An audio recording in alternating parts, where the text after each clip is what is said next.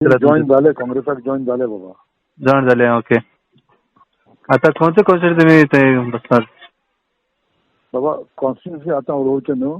आम्ही पहिले 2 कॉन्स्टिट्युन्सी जिंकून येयलेले. होय.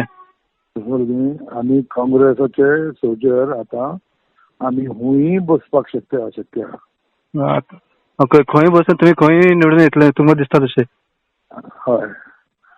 आमकां आमी सोल्जर हुंय धाडले गेले आमी. हां. म्हाका म्हाजे वावर गोंया भितर सगळ्याक आहा. Okay okay. समजलें न्हू. हां. आनी सर त्या आता ते काँग्रेसचे 10 MLA ते बीजेपीन गेला.